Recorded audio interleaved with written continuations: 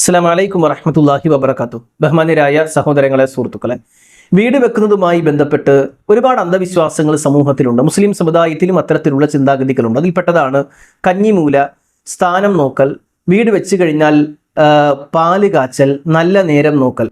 ഇസ്ലാമിക വിശ്വാസപ്രകാരം സ്ഥാനം നോക്കലോ കന്നിമൂലയോ നല്ല സമയം നോക്കലോ അതേപോലെ തന്നെ പാല് കാച്ചലോ വിശ്വാസപരമായി ഇസ്ലാമിൽ അങ്ങനെ ഒന്നുമില്ല. പിന്നെ കന്നിമൂലയും സ്ഥാനം നോക്കലും ഒക്കെ ഇസ്ലാമിക വിശ്വാസത്തിന്റെ ഭാഗമല്ല, സഹോദര സമുദായ അംഗങ്ങളിൽ നിന്ന് പാരമ്പര്യമായി മുസ്ലിം സമൂഹത്തിലേക്ക് കടമെടുക്കപ്പെട്ട വിശ്വാസങ്ങളാണ്. ചുരുക്കി പറഞ്ഞാൽ നല്ല നേരവും കന്നിമൂലയും സ്ഥാനം നോക്കലും പാല് കാച്ചലും ഇസ്ലാമിക നിയമപ്രകാരം തെളിവുകളുള്ള സംഗതിയല്ല. ഏത് സമയത്ത് നമുക്ക് വീട് പണി തുടങ്ങാം, വീടിൽ താമസം ആരംഭിക്കാം. അതേപോലെ ഭൂമിയിൽ എവിടെയും നമ്മുടെ സ്ഥലമാകണം, അനുവദനീയമായ ഹലാലായ സ്ഥലമാകണം എന്നുള്ളത് മാത്രമേ ഉള്ളൂ. എവിടെയും നമുക്ക് ഏത് ദിശയിലും വീട് വെക്കാം. വടക്കോട്ടോ തെക്കോട്ടോ പടിഞ്ഞാട്ടോ കിഴക്കോട്ടോ എങ്ങനെയും വെക്കാം. അടുക്കളയാണെങ്കിലും ടോയ്ലറ്റ് ആണെങ്കിലും ഏത് രൂപത്തിലും ഏത് ഭാഗത്തും നമുക്ക് കൊണ്ടുവരാം. അവിടെ ഈ സ്ഥാനത്തിൻ്റെയും കന്നിമൂലയുടെയും വിഷയം ഇസ്ലാമിക വിശ്വാസ പ്രകാരം നമുക്ക് ബാധകമായ ഒന്നല്ല. കാരണം റസൂലുള്ളാഹി സ്വല്ലല്ലാഹു അലൈഹി വസല്ലം വീട് വെച്ചപ്പോൾ സ്ഥാനം നോക്കിയതായിട്ടോ കന്നിമൂല നോക്കിയതായിട്ടോ നല്ല നേരം നോക്കിയതായിട്ടോ ഒന്നുമില്ല. നമ്മളെ സംബന്ധിച്ചിടത്തോളം എല്ലാ സമയവും നല്ലതാണ്. കാലത്തെ കുറ്റം പറയാൻ, ചീത്ത വിളിക്കാൻ, ചീത്ത സമയം നമുക്ക് അങ്ങനെ ഒന്നുമില്ല. എല്ലാ സമയവും വിശ്വാസികൾക്ക് നല്ലതാണ്.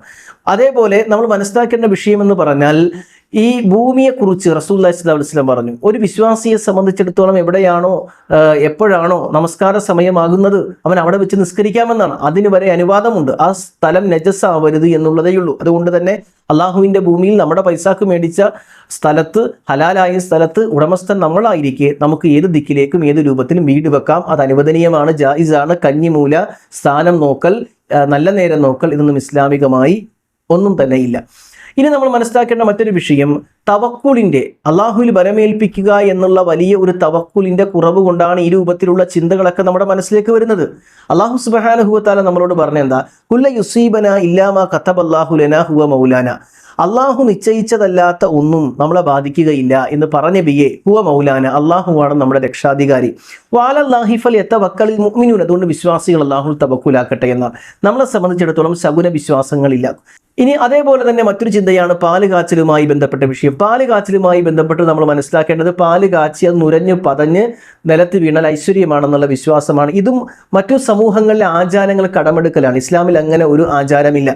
നമ്മളെ സംബന്ധിച്ചിടത്തോളം വലത്തേക്കാല് വെച്ച് ബിസ്മില്ലാഹി വലജന വ ബിസ്മില്ലാഹി ഖറജന വഅലാ റബ്ബിനാ തവക്കൽന, ചില ദുആകൾ ഇപ്രകാരം നമുക്ക് ഹസനായ സ്വഹീഹ് എന്ന രൂപത്തിൽ ഈ ഹദീസുകളെ വിശദീകരിച്ച പണ്ഡിതന്മാരുണ്ട്. ചില പണ്ഡിതന്മാർ ഇതിനെക്കുറിച്ച് വ്യത്യസ്തമായ അഭിപ്രായങ്ങൾ പറഞ്ഞിട്ടുണ്ട്. എന്നിരുന്നാലും ഈ രൂപത്തിലുള്ള പ്രാർത്ഥനകൾ ചൊല്ലി വലതുകാല് വെച്ച് വീട്ടിൽ പ്രവേശിക്കുക എന്നുള്ളതാണ് ഏറ്റവും ശ്രദ്ധേയമായ ഇസ്ലാമികമായ ചര്യ എന്ന് പറയുന്നത്. അതേപോലെ വീടുകളിൽ ഖുർആൻ ഓതുക, സുന്നത്ത് നമസ്കരിക്കുക, പിന്നെ ഈ രൂപത്തിലുള്ള കാര്യങ്ങൾ ചെയ്യുക. ഇതാണ് ബർക്കത്ത് കിട്ടാൻ ചെയ്യേണ്ടത്. പിന്നെ സന്തോഷത്തിൻ്റെ ഭാഗമായി നമുക്ക് ആഹാരം പാകം ചെയ്ത് എല്ലാവർക്കും കൊടുക്കുകയും ചെയ്യാം. ഇതിനെ ഏത് സമയവും തിരഞ്ഞെടുക്കാം. സുബൈക്ക് ശേഷമാവാം, ലുഹറിന് ശേഷമാവാം, അസറിന് ശേഷമാവാം, ഏത് സമയവുമാകാം. എന്നാൽ പാല് കാച്ചി അത് നുരഞ്ഞ് പതഞ്ഞ് നിലത്ത് വീഴണം, അടുപ്പിൽ വീഴണം എന്നുള്ളത് ഇസ്ലാമികമായി തെളിവുകളില്ലാത്ത ഒരു സംഗതിയാണ്. അത് നാട്ടാചാരമാണ്. അത് പല വിശ്വാസങ്ങൾ അതിൻ്റെ പിന്നിലുണ്ട്. അത് ഇസ്ലാമിക പ്രമാണങ്ങളുമായി ബന്ധപ്പെട്ടതല്ല. ഇതാണ് ആ വിഷയത്തിലുള്ളത്. അള്ളാഹു അനുഗ്രഹിക്കട്ടെ. അസ്സലാമു അലൈക്കും വറഹ്മത്തുള്ളാഹി വബറകാതുഹു.